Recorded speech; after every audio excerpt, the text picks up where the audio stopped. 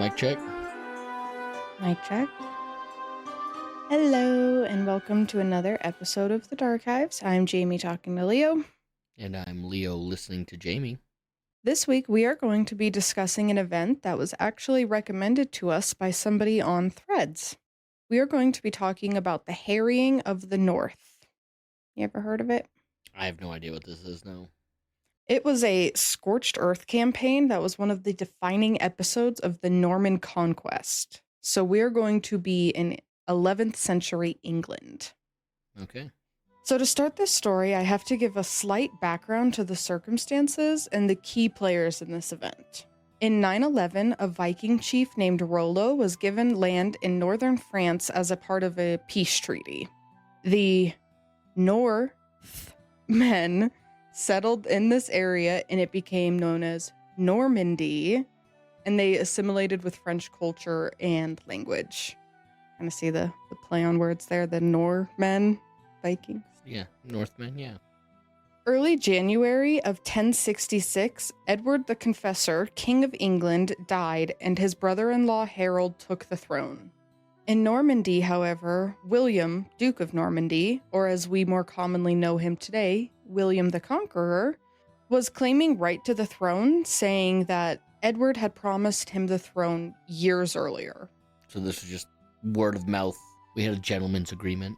Yeah, apparently Edward was known to just promise the throne to people, and William was one of the few who took it seriously. William was born as an illegitimate child to Robert the Magnificent, Duke of Normandy, in Normandy, France, around 1028.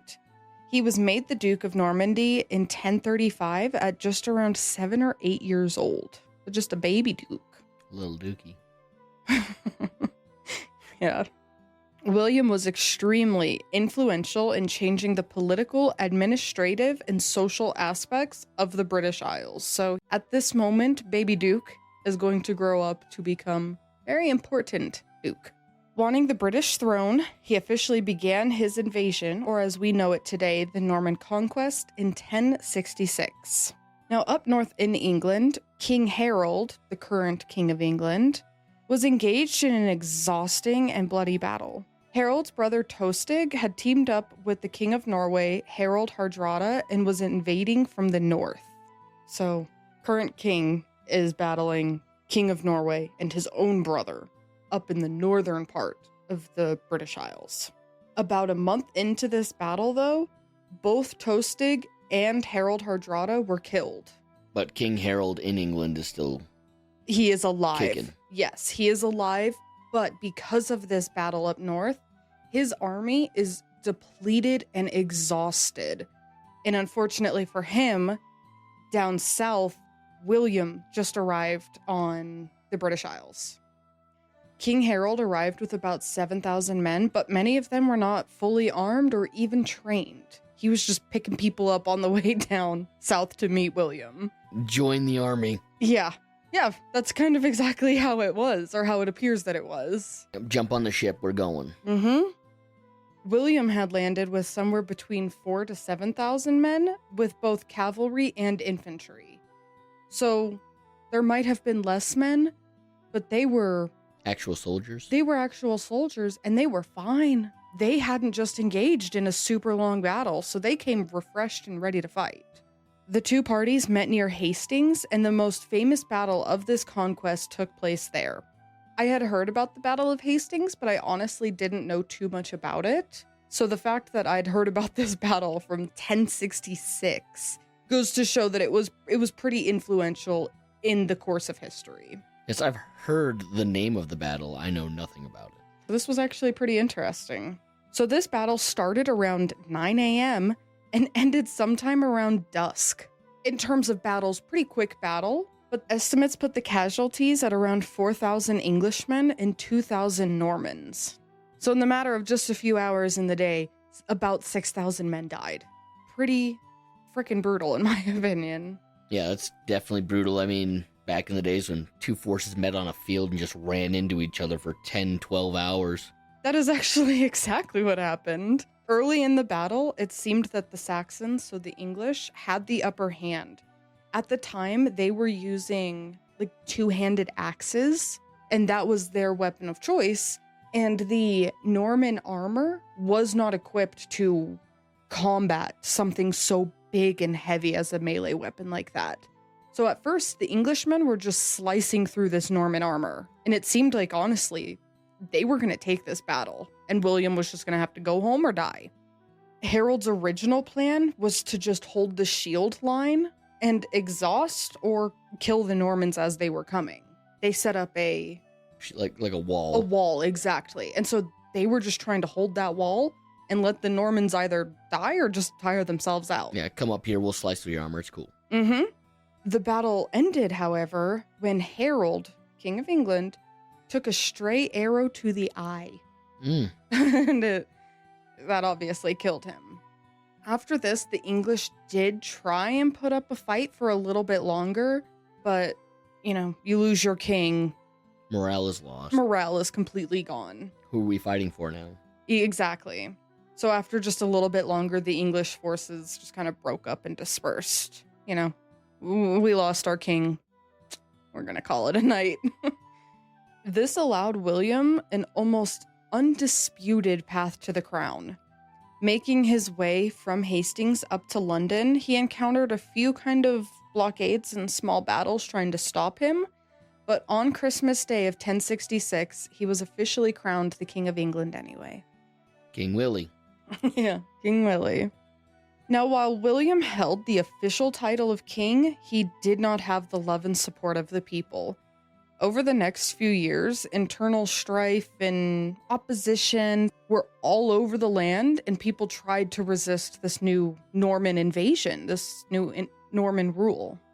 Something I did not actually realize was England, Britain, it is very famous for being the colonizers, right? They're the ones taking over the world.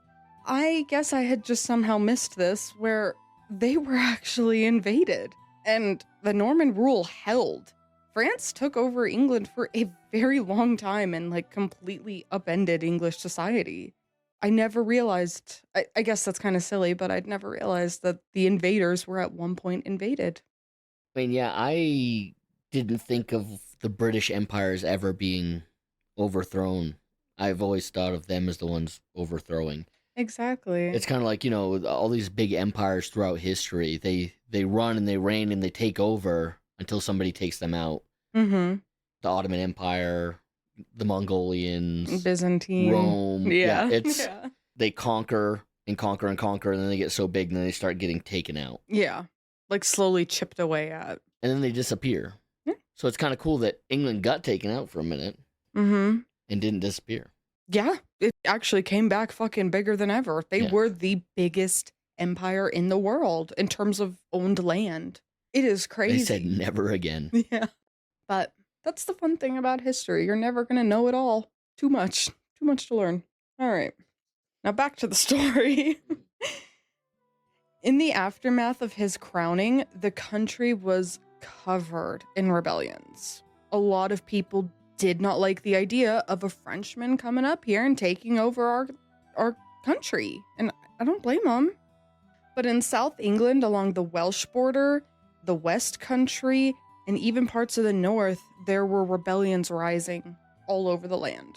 The Earls of Mercia and Northumbria were actually caught in a conspiracy, and this resulted in King William going into war with these regions, civil battles with those regions.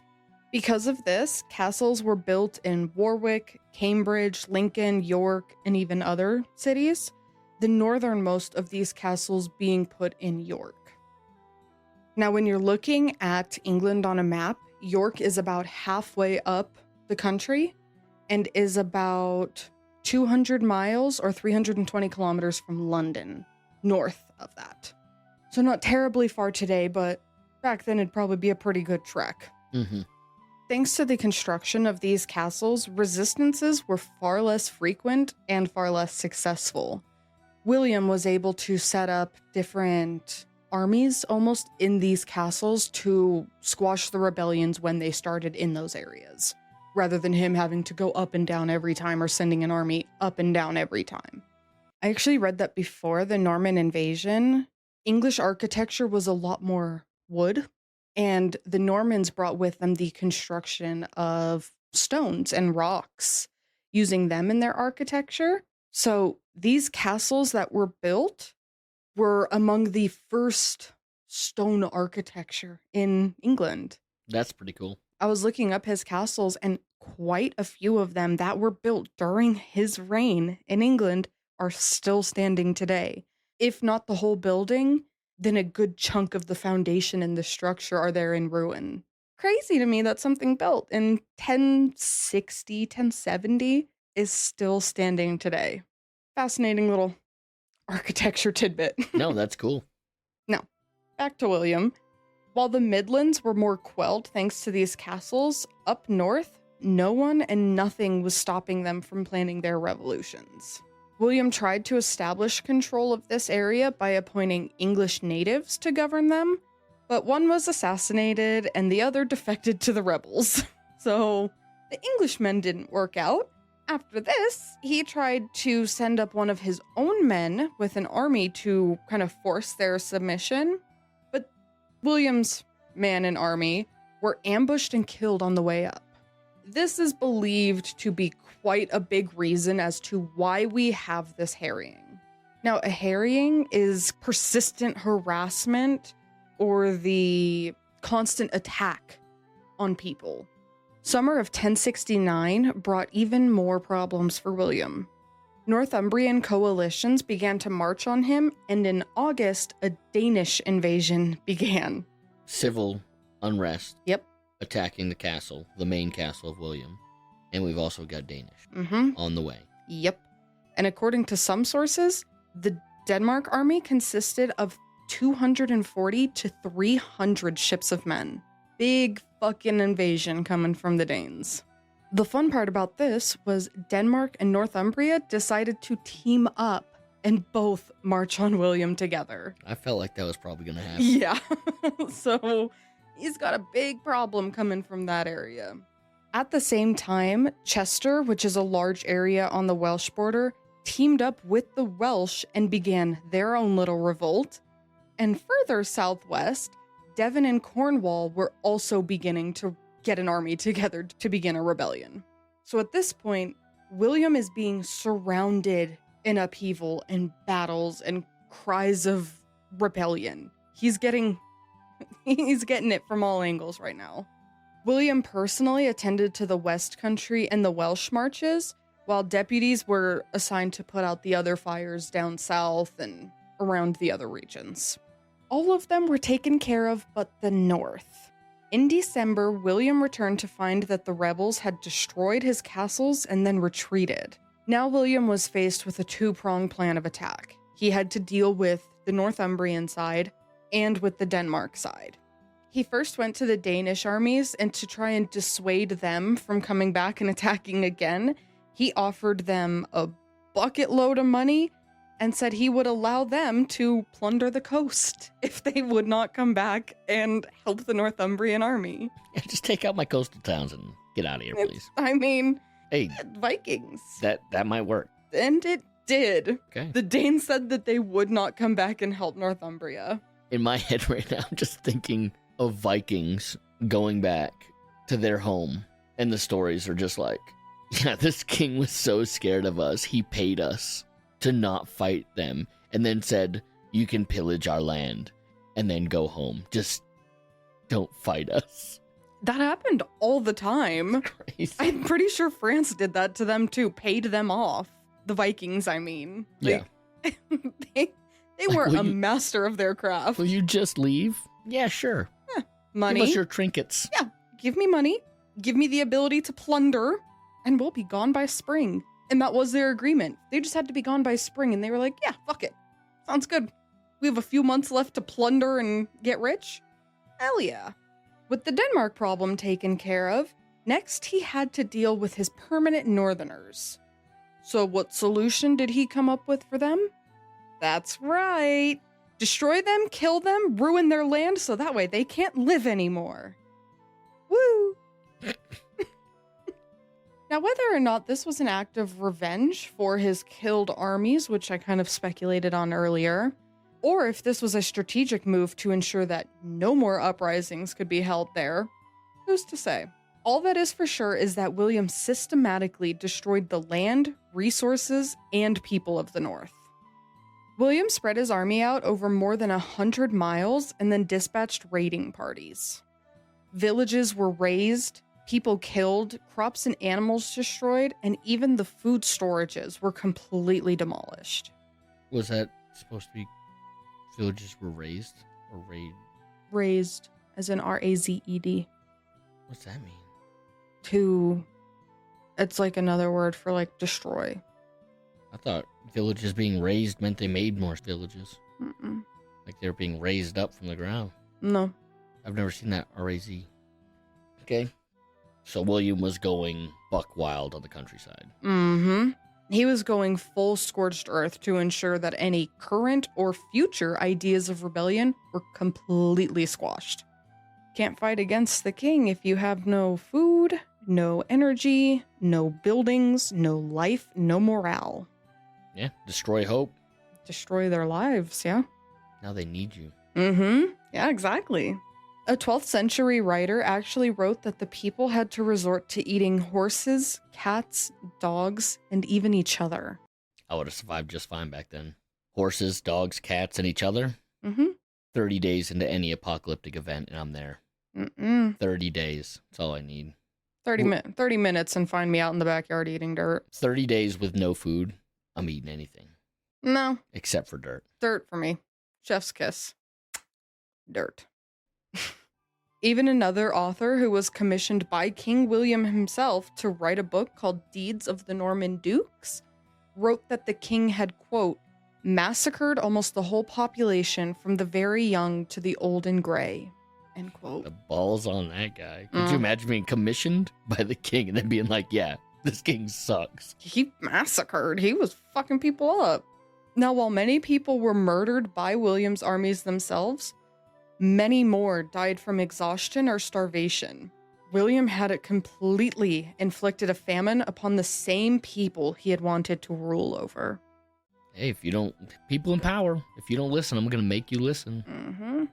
It's the most toxic of all personality. Tyrannical reign. Mm-hmm. My way or the highway, you don't listen, I'm going to make you listen. Ugh. Get humbled. It's not your world. Even as far as Germany, there were reports of the famine resulting in cannibalism. So this was now spreading across Europe, the knowledge of what he was doing to these people, to his own people. So what'd they do? Nothing. Nothing. Not a fucking thing. An abbey in Worcestershire wrote of how people would arrive at the abbey and just drop dead of exhaustion at the gates. There were even some reports of people who would eat too fast and die from refeeding syndrome, which we just talked about with Madame LaLaurie. Yep. They were so starved that as soon as the abbey tried to feed them, their bodies were sent into essentially vitamin shock, and it would kill them. Fucking brutal. It was brutal then. Brutal to me in this story. It is crazy. Another historian claimed that as many as 100,000 people died as a result of this harrying, though that number might actually be an understatement.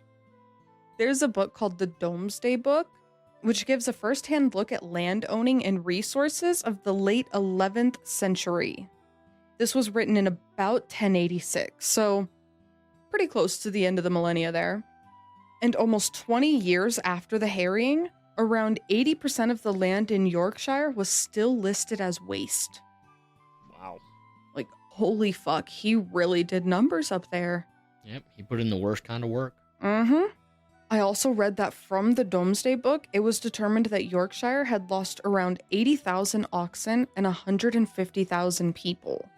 Now, the 150,000 people could be people just relocating. And then Well, the majority a lot of it them. is probably starvation. Exactly, yeah. Now, after this event, the opposition of William died down, but never quieted completely. He invaded Scotland in 1072 and Wales in 1081, dealt with some rebellions in 1075 and 1082, but there was no more harrying or damage like that of the North.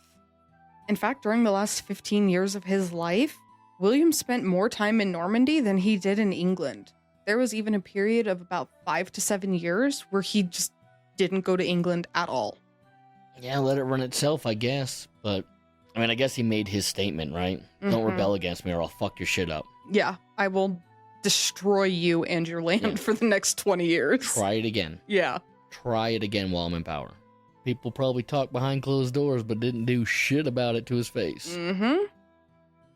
September of 1087, William died after something happened to him during a raid in France. 2 different ideas here. He either got heat stroke or the pommel of the saddle. A pummel is getting your ass kicked. Yeah, so I'm going to say pommel. He either got heat stroke or the pommel of his saddle hit his stomach during a jump, and it was so bad that his internal organs sustained life-ending injury. Is the pommel the same thing? Is that like the horn on a cowboy saddle? It is what the horn goes on. So it's kind of like that little swell underneath the horn. Yes. The hump underneath the horn? Exactly. I don't know if y'all can tell I'm from the East Coast. I don't know this cowboy stuff. Or this 11th century stuff. Yeah, the 11th century is a little hard to tag into. Historica Ecclesiastica of Orderic Vitalis, I know that was a lot there, was written around 65 years later, but it is widely regarded as being historically accurate. Now, Orderic wrote of a dying confession from William in which he acknowledges his destruction of the North. He doesn't necessarily apologize for it, but he's... yeah, I did that. Yeah, he's recognizing it in more of a solemn tone from what I read. Orderic also writes that immediately after the king's death, nobles and knights left to go check on their land holdings, while the servants stripped him of everything on his body, leaving, quote, the king's body almost naked on the floor of the house, end quote.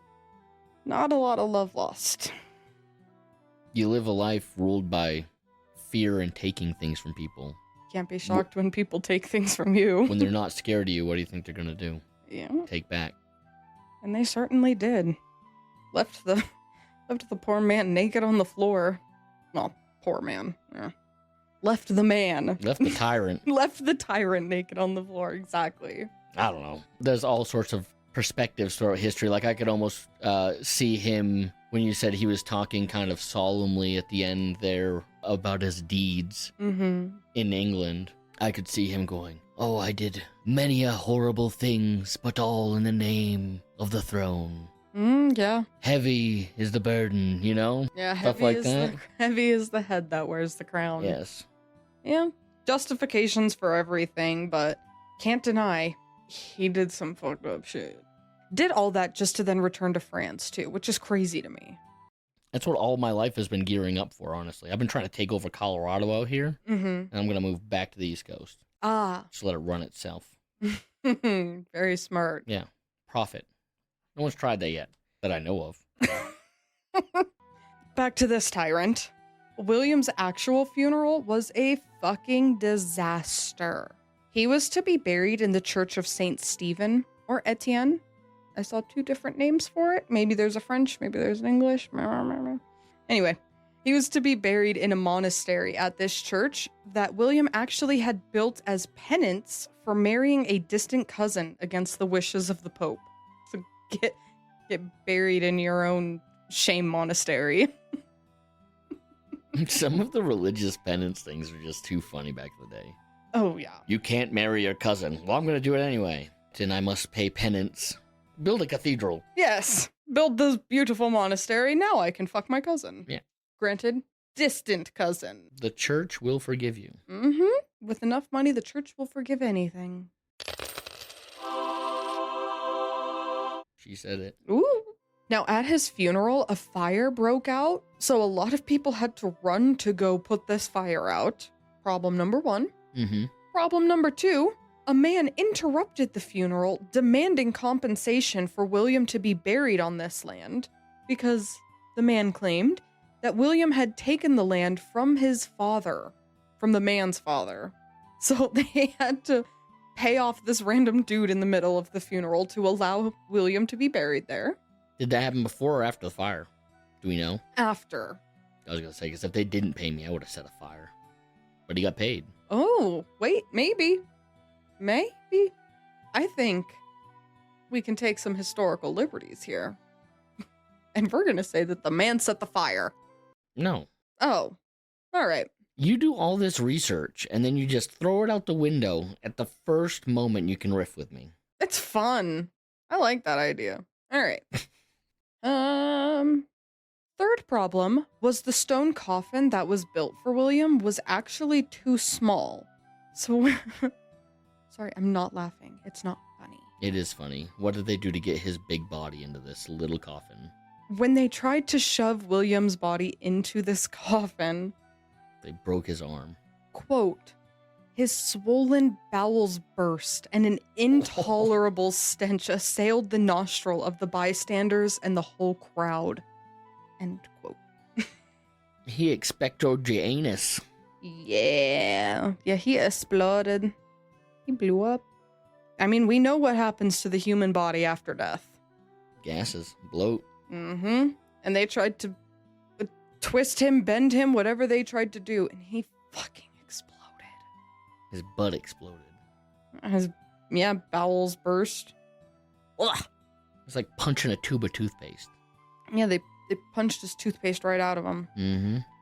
After this, the funeral was quickly wrapped up and he was buried. Yeah, let's get this going. Yeah. We've had a fire, we've had to pay an extortion fee, and the king blew up. and the corpse shit itself. We need to get out of here. We gotta go. Wrap it up, we're done here. Now, the overall Norman Conquest changed a bucket load of England life, society, and even the language. Language, literature, art, architecture, land tenure, military service, and more were altered as a direct result of William's conquest. Social and political ties with the Scandinavia area were broken in favor for mainland Europe, namely France, obviously. The upper ranks of English people were pushed out and replaced by that of the Normans in terms of aristocracy, clergy, administrative officials. They were pushing the English out, pushing the French in. Anglo-Saxon England had a solid and organized government and judicial system that William actually did keep, though. He would just add on to it, but his major change with the church came from making it filled with predominantly Norman officials. So, again, we're getting rid of the Anglo-Saxon ways of life and bringing in the French continental Europe. Fill my important people with my supporters. 100%. Nothing that any leader doesn't do. Another result of this conquest was actually the loss of the English language. Say what? At least in written form. But again, I imagine you have an English country invaded, upended, and replaced by French. Well, we don't know exactly in terms of everyday speaking. In written form, English was replaced with Latin and Anglo-Norman, and written English wasn't seen again until the 13th century, so about 100 years later. Yeah, just over 100 years old, because we're at the end of the 11th, right? Mm-hmm. And it wasn't seen again until the 13th. So that could be anywhere from 100 to maybe 200 years of English language gone. So we know 100 years to 200 years passes before English is written back in there. How long before English rule is back in England? Because I'm guessing it took time after that to convert things to English. And how did we even have Englishmen after that if it was in England?